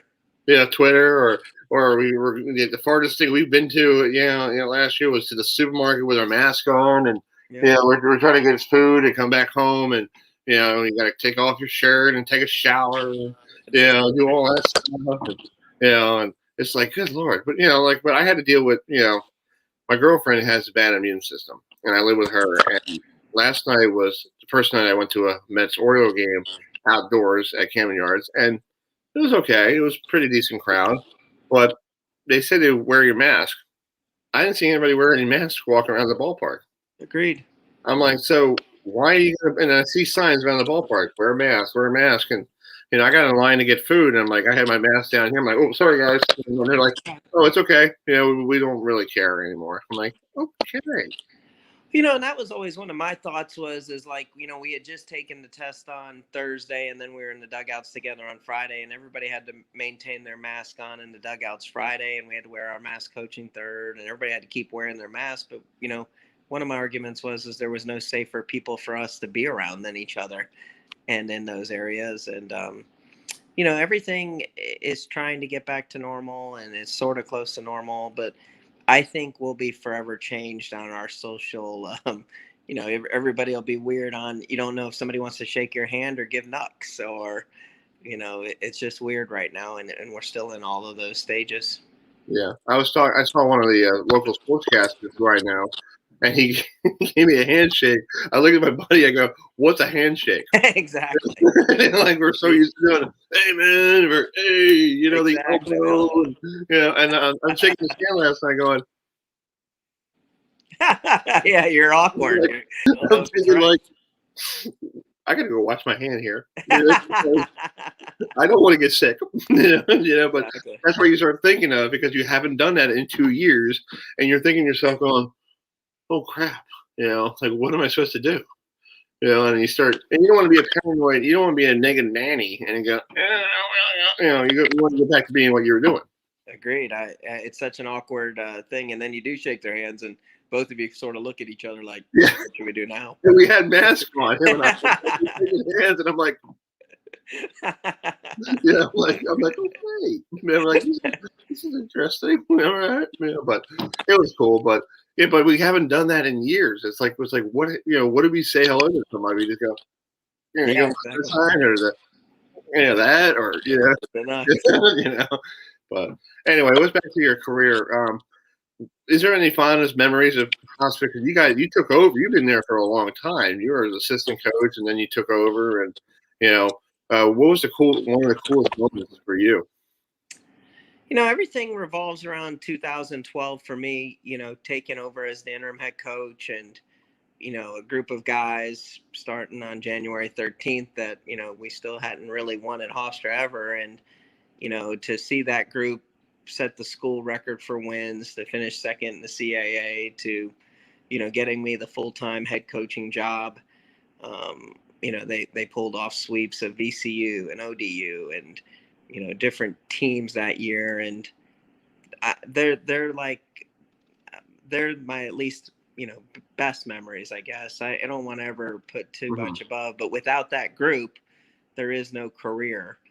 And, you know, I'm always grateful for those guys and what they pulled off that year. And that group is still so close. And, you know, it's crazy that I was able to start there as an interim and have that year, and no guarantee. You know, they had told me when I took over as interim that, you know, on May 1st, they were going to have a national search. And, you know, I didn't feel like if you're going to have a national search, I wouldn't have a good chance of getting it. And then we had the season we did, and then I got it before they even did a search. And, you know, 10 years later to leave as the all-time winningest coach, I would have never thought that in my wildest dreams. That's true. Well, Coach John, thanks so much for coming on. I got Wally Backman on the other line here, so let me get him. No, it's okay. But thank you so much. You've been great to me over the years. Oh, yeah, I wanted to hop on and say thank you for everything. Oh, no problem. And enjoy you know, time with the family. And I'm excited. We'll see you maybe we'll see you in the Little League World Series one year. That's my new goal. Yeah. All right, man. I'll keep in touch with you. Thank you. All right, see you. Bye-bye. All right, folks. That's Coach John Russo. We're going to take a break here. Let me get Wally Backman on here, because he was on the phone with me. So hold on, and we'll be right back. Let me get the hold on a second here. Let me bring up the where is the picture? Do I have a picture? No, I don't. This spring we'll just put. Yeah, we'll be right back with Wally Backman in a minute.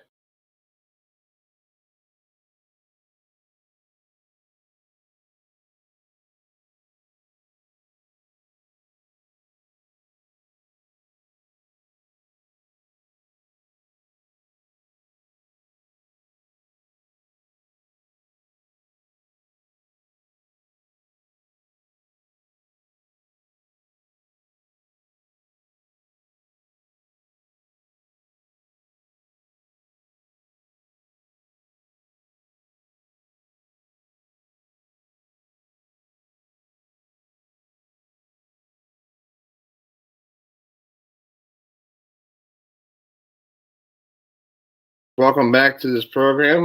We're right at the top of the hour, 12 noon, and we got a former New York Met, major leaguer, now the manager of the Long Island Ducks, who are 5-5 on the season so far. Coach Wally Backman with us. Coach Backman, thank you so much for coming on. how's the first couple weeks of the Atlantic League? Well, it's been a little bit of a struggle for us at 5-5, but everything. We've lost a lot of players. Back to affiliated ball, a couple to Mexico. We're losing tomorrow, but we're surviving right now. We're just trying to get in the flow of things, and I think we're all right though. That's good. That's good. Yeah, you guys just came back from a road trip. We went down to Southern Maryland, played the Blue Crabs. Seemed like you guys had a great series against them. Yeah, no, we played really good against the Blue Crabs. The only series we haven't played really good was in West Virginia. So, other than that, it's just been off and on a little bit. Not a whole lot of consistency yet with the pitching and the offense. And yeah, I think it should pick up. With the we didn't play baseball for 605 days or whatever it was. So it's going to take these guys a little bit of time to catch up, I think. Yeah. So what did you do during that? Like every time this time last year, everybody sat on the couch watching TV, watching old baseball games, and and remember, what did you do? Actually, I was on my boat. I was doing a lot of salmon fishing out in the Oregon coast in the ocean. Oh, that's cool. Nice. Yes, it was fun. Nice. Did you catch anything? I'm not a fisherman. I try to fish and I snag and I get ticked off and I leave. Yeah, no, we caught a lot of salmon, some halibut. We caught some tuna. So it was we had a good time. I was down there for 9 weeks, so it was a lot of fun. Nice. That's awesome. So let's just talk about being a coach on Long Island. It's just pretty cool. You're close to New York City, and you had some time with the Mets organization and all that stuff. You still get people calling you and go, "Hey, I saw you when I was 6 years old," and I did see you when I was 6 years old because I'm 40 years old. Oh yeah, a lot of people still recognize me and stuff, and that's kind of the way New York is. They really don't forget, and that's what kind of makes the people in New York that are special. They don't forget their players that played for them. That's cool. What's the crowd like there on Long Island? You're all the way out towards the island. Is it great baseball people? Are they enjoying coming to the games, knowing that they can see you guys and see some of the former major leaguers? Because I saw you guys up in York a couple of years ago. You had Kurt, still in the white. What's his name? On the ball club, and then you had Ed Lynch as your pitching coach. That's pretty cool seeing some former major leaguers. Yeah, no, we still have quite a few former major leaguers on our club now, and so it's exciting. I mean, it's a good ball club that we have. We expect to win here all the time, and I think we will when it comes down to the end. It's the crowds here on Long Island are actually, the weather has been terrible for us. For our home games so far in the short start of the season, but normally we'll put 5,000 or 6,000 people. We fill the stadium up quite relatively often. Mm-hmm. That's true. You guys are home tonight against. Are you guys home against High Point? Yeah, we play High Point tonight, tomorrow, and then we go on the road to go to York. Okay, so your pitching coach on the other side is Frank Viola. So I guess you guys sit down and have a nice little conversation and Frankie and I have been friends a long time, so. That's cool. He's on the other side now, so I got to try to beat him what tonight. was it like watching him being a pitching coach now? I was thinking like, hey, he was one of my teammates. Yeah, no, Frankie's a good person. He does a good job over there with his pitchers. He showed it last year when they went to the playoffs. We ended up sweeping them in the playoffs last year in the first round, but Frankie does a nice job with his pitchers. That's cool. I do want to ask you a question. I was doing some research because I was trying to, because I watched it since I was 6 years old, and I was like, let me get to know Wally Backman more than I know now. I didn't realize you went 6 for 6 in a game before. Back in 1990. What was it like hitting 6 hits in six at bats? It's funny because I'd had 5 hits in a game before, and Ted Power was the pitcher. That's when I was in Pittsburgh, and there was 2 outs in the 9th. We were playing in San Diego, and I told Teddy, I says, Teddy, get a hit. I want to try to get 6 hits in a game. And he surely did. It was the only hit he got all year. He hit a double off the wall, and it gave me a chance to get my 6th hit. Wow, that's cool. Yeah, that must have been and you did it without even hitting a home run. A lot of people hit like a home run in some of them. Yeah, no, I didn't hit no home runs in it. That's for sure. Yeah. Had a couple of doubles, I think. That's great. So let's talk about this Atlantic League. 2 new teams. You were out in West Virginia for one of them, and Lexington and all that stuff. It's the other 2. Is this good for the league, getting all these new teams? Because I know Major League Baseball decided to get rid of some teams. Right. I think it's going to make our league and other leagues even stronger in the end because, when they got rid of, I think they got rid of like 44 teams, Major League Baseball did. So it's going to add to leagues like ours. They use our league to, pluck basically a lot of players. I'm losing 2 more players on Thursday. And, that'll be 8 players that we've lost within, most of them we lost before spring training and during spring training. So, they really look at us hard about taking players, not just our team. All these teams in this league have lost players this year already. And it just made it a little bit tougher for us because there's not a whole lot of players out there anymore. So you would have thought there'd been more players, but I think with the COVID deal, a lot of players decided to actually retire and get on with their life and things like that. So it's been hard to find players. Yeah, I think it's true. And, like I said, it's hard. And plus, you got the MLB draft coming up, and there's a lot of people who are not going to be drafted. So they're going to look for a place to play. And Atlantic League is a good place to start off if you want to get somebody to look at. Well, no, we've tried to look at everybody that we possibly can. The Atlantic League is definitely the best league of these independent leagues. And so, we're affiliated with Major League Baseball now. So, if you look at last night, my lineup had 7 players in it that have played in the big leagues, and the other 2 were guys who played in AAA. So it's a high level of baseball, especially for what we're doing here. Wow, that's cool. Well, let me let you go because I know you're a busy guy, and I know you guys, you have, being the manager of the Ducks, you got a lot of stuff you got to do this afternoon. Plus, you got batting practice and all that stuff. And I thank you so much for taking some time this afternoon, and good luck tonight against High Point. Okay, thanks, Chris. I appreciate it. All right, talk to you soon. Take care. I see you. Bye.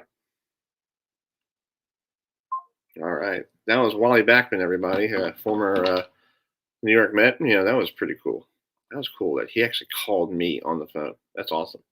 Anyway, we're going to be, it's 12:06, top of the hour. We're going to wait for, we're going to get ourselves, we're going to wait for our last guest of the show. This is not the New York Met Hour, but we try not to. We got Jacob Wilkins, who is the voice of the Binghamton Rumble Ponies, aka they used to be the Binghamton Mets. He will be joining us shortly here on the program. So we will get that shortly.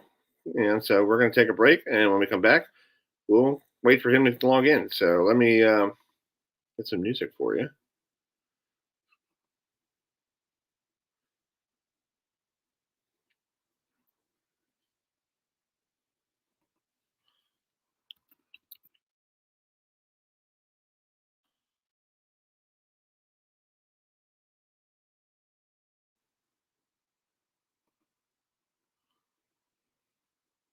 At Wegmans, we've made shopping easy.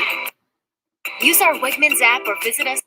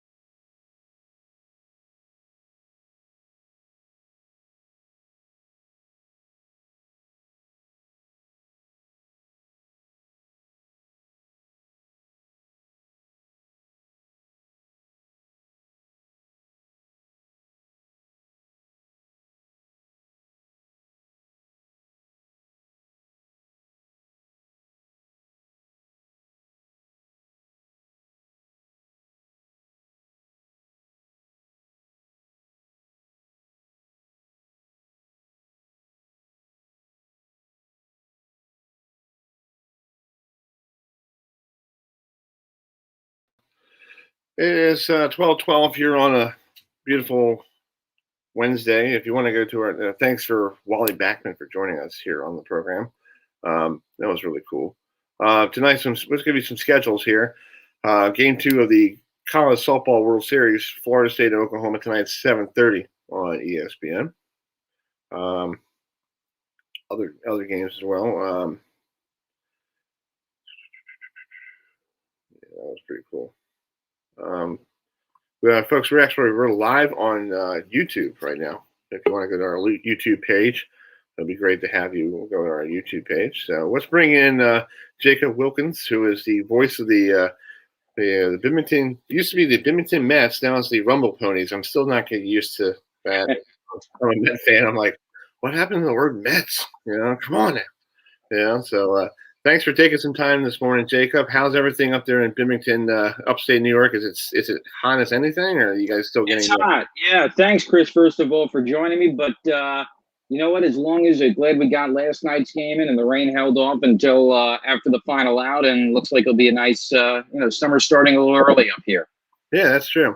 We just had Wally Backman on the program, and Wally, he's on the other side of the, towards the ocean. But he was actually up there. Was he part of Binghamton one time as a manager? Yeah, he was.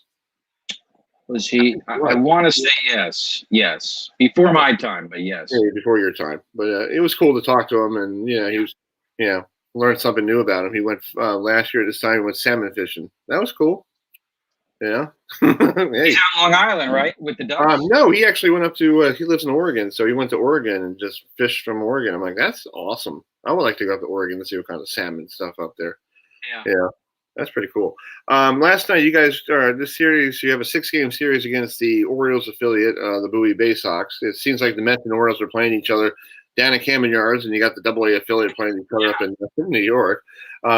You guys ran into a buzzsaw last night with the number 1 pitching prospect for the Orioles, Rodriguez. What did you see from your point of view? He looks like he's the real deal.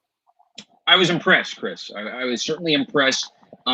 Especially, this is just his second AA start. And in talking with Paul Kritchner over, with the Bay Sox, and we were talking about, I guess he had gotten off to a bit of a slower start at Hartford and then settled in. Well, right off the bat, he established, it's not just throwing 97, 98. You see plenty of hard throwers at this level, but his ability to mix and match, to go to off-speed pitches that are coming in at 84, a slider down and in, a curveball occasionally. But, when you look at 2 hits and, it's not that the numbers are so overwhelming, but just he was efficient. 2 walks against 6 strikeouts. And the Ponies really only had 1 chance where they had 2 men on in the 4th inning, first and second, 1 out, and he was able to get a double play back to him, and it was a 1-6-3 double play, and that was that. So I certainly, if I'm a Bay Sox fan, I'm excited to see him continue to grow, and I'd say he lived up to the expectations last night. Yeah, I think it's just part of the Orioles rebuild, and it's going to take a while for people here in Baltimore to be patient, because they're not. I don't think they're patient people, because they're so used to seeing winning teams and playoffs, and go to divisional playoffs and all that stuff. And it's been tough for these guys around here in this town for 4 years or 3.5 or 2 years watching a team like losing 50, 100 games. Yeah, I think, obviously there's when you see the record at the major league level versus the record at the minor league level, and I was even reading an article in the Baltimore Sun about how when we saw these guys in 2019, Bruce Zimmerman had a good start last night, Zach Lowther, another guy, that especially with 2020 not having a minor league season, you see the success at AA, but you want to see it correlate at the major league level.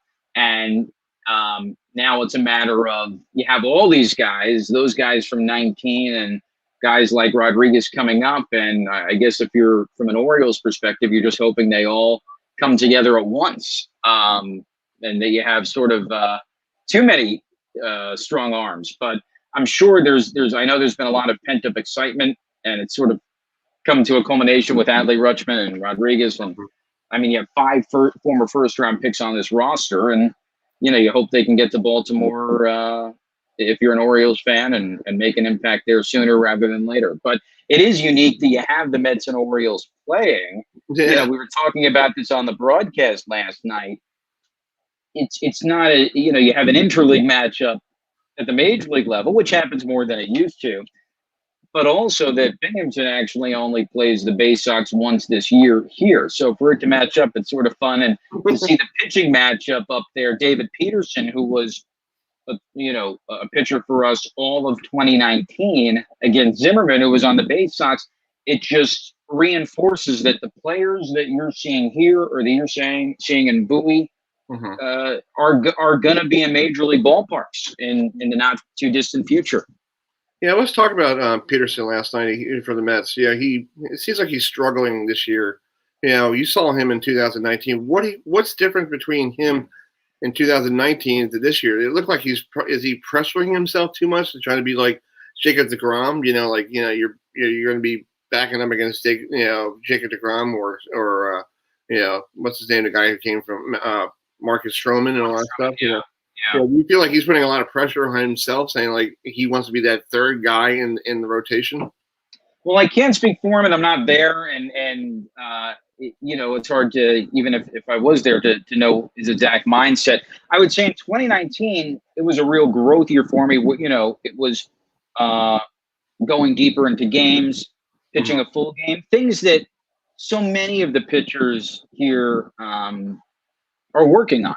And obviously, former first-round pick, Oregon. David's a smart guy, an enjoyable guy to speak with, understands, having a focused approach on the mound. But I think 2020 was unique in I think, in a lot of ways, it's that adjustment period. You're constantly adjusting in the majors where now players, there's tape on them. There's teams that have faced them before. And hey, he's not the only guy to go into Camden Yards and have a tough night. I don't care what the record of the Orioles team is. So, yeah, I mean, obviously, you're never going to match, to try to compare against DeGrom. I mean, I think you got to stay within yourself. I think, it's a tough period for David right now, but I think the Mets are invested in him, and I think he's smart enough to work through it. Yeah. Well, on this date, 2016, the Mets got their power hitter in Alfonso, Peter Alonso. Last night, two home runs at Camden Yards, and I called it once because I said to my buddy, he likes to get we went to the game, he likes to get a lot of foul balls or home runs. I was like, you just get one, just go to left field. And then he hit one to left field. He texted me, he goes, you called it. I was like, well, that's where he hits it, right, left field, right field, So, I know you probably weren't. Were you up there when he was playing in AA, or were you? Missed him by a year. A couple of years. I think 2 years. I think he was here in 2017. But I spoke to him in spring training in 2020, actually right before the pandemic, because I was down there pretty early in February. And like a lot of the guys had a good experience up here. Him, McNeil. But I think everyone was taken aback by how well he performed in that rookie year. What was it in 19? So, but it's not. We've had some great stories. Chris Peterson, obviously being one, and probably the most high-profile player from 2019. Anthony Kay obviously was a big story in 19, but ended up on the Blue Jays staff in the Marcus Stroman trade. And then you see a guy like Patrick Mazeika, who's sort of become this cult hero with the walk-off hits, but not getting a hit. Like the walk-off fielder's choice. Right. But he was a guy that, even though it might not have been the most highly touted guy, and that's why I don't love to get caught up in rankings, had a lot of big hits here in 2019. So and he's an older guy. I think he's in his mid to upper 20s. So for him to be getting these opportunities now, it shows you never know how it all comes together. It's not just what round you're picked, et cetera. That's the advantage we have in seeing the work ethic on a day-to-day basis and seeing how a guy improves, from start to finish. Andres Jimenez is another guy now, obviously with the Indians. So there's just so much that can happen. But look, when you look at your lineup or look at the Bowie lineup, the thing I was impressed with, Rutschman had an off night. He was 1 for 5. But 6 for 9, compare it. The guy was 5 for 8 with 2 homers over the weekend, and he's leading in tons of categories. But the top of the order, it wasn't Dorian, it wasn't Rutschman, it was 6 through 9 in the order. I mean, Johnny Reiser's 4 for 5 with 3 RBI and 3 doubles. When you have that sort of production in the bottom of the lineup, that's a tough offense to go against. Yeah. Well, tonight at Camden Yards, you got Matt Harvey pitching against his former club, this time at home. But the last time he pitched against the Mets, I think his emotions got to him, and I think the Mets took advantage of the crying and all that stuff and got 7 runs on him in the first couple innings. That's another guy. He was in the Mets system, and he had Tommy John and everything else, and then I think the Mets got tired of his party ways because he was a bachelor and he was down until 4 a.m. having cold ones and not focusing on what he needed to do. Well, I wasn't there with him, Chris, so I can't speak to the last call. I'm the security guy. Yeah, right. Yeah, they didn't invite the AA announcer. But no, look, we could do an hour, on Matt and his path and the highs and lows. The interesting thing with Harvey pitching tonight. We also, obviously, we'll get a little less attention, but Kevin Smith pitching for the Bay Sox, former Rumble Pony, went to the Orioles in a trade last year, and he was the Mets minor league pitcher of the year in 2019. And so, and now he has a .86 ERA. So I'm not surprised. Kevin was a guy that immediately stuck out as very comfortable at this level, and a very nice man. So nice to, wishing him success, maybe not tonight, but but he's a guy that sort of, Rodriguez got all the attention, but he's a guy I'd look out for if I'm an Orioles fan watching tonight. I think you're going to see a lot of Kevin Smith in the future. And he's a guy that went to Georgia from outside Atlanta. So he's familiar with, SEC action and being in big games and really mixes pitch as well. And, those ERAs, when you're under 1, that's no joke. Hey, it could be he could be Smith could be that guy could actually with the bullpen with the starting rotation for the Orioles. John Means, him, and somebody else. That could be a good 1-2 punch in the future. You never know. Yeah, and Means is a great story, right? I mean, it's not. People think it's a linear path. It just goes straight up. It's rarely that way. We talked about Peterson. It's even the best pitchers go through funks. I mean, look at Garrett Cole. The guy was a good pitcher with the Pirates, but it wasn't until he got to the Astros, and where people are wowed. So you never know when it's going to hit for a guy. Exactly. That's what they play minor league baseball. So, well, yeah. Jacob, thank you so much for coming on. And what do you expect for Game 2 for the Bay Sox and the Rumble Ponies? I guess the Ponies don't have to worry about Grayson for a while. Well, Chris, I'd be in a different profession if I was in the prognostication business and probably a little richer. But no, I mean, all you root for as a broadcaster is a good game. I think we'll have it tonight. Josh Walker, a lefty pitcher that's going for the Rumble Ponies, is a 26-year-old, first year at AA, and had a really good first start here against Akron, and had a good enough start last week against New Hampshire, got his first win of his AA career.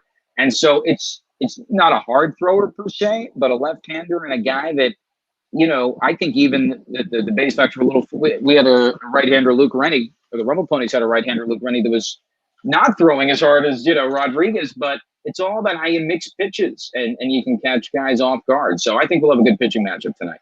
That's great. Well, stay cool. Enjoy the game tonight. I know the heat and, it's getting close to summertime in upstate New York, but it's great. It's baseball, and that's what heat is, and the balls will be flying out, and we'll talk to you down the road. Absolutely. Thanks so much for having me on, Chris. All right, man. Have a great day. You too. See ya. All right, man. That's Jacob Wilkins, who is the voice of the Rumble Ponies of the Mets AA affiliate. Well, folks, it's time to wrap up the show. Thanks for joining us here. We'll be we're probably going to take a week off next week. We'll see what's going on with some of the sports stuff going on.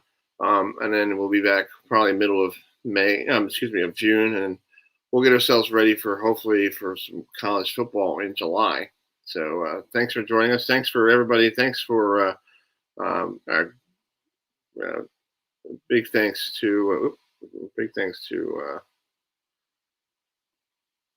former Met and current Long Island Ducks manager Wally Backman for being on the show today. It was really cool to have him on. This kid grew up watching a lot of the '86 club, and it's cool to get a chance to talk to somebody who who was part of that that championship team. So also, folks, if you want to go to our Twitter page, who you want to pick to win tonight's game 2, you want to see who want to win the softball championship, you can go there. So at our Twitter page, and also real quick, we're also on YouTube. So thanks for joining us. Have a great great rest of your Wednesday.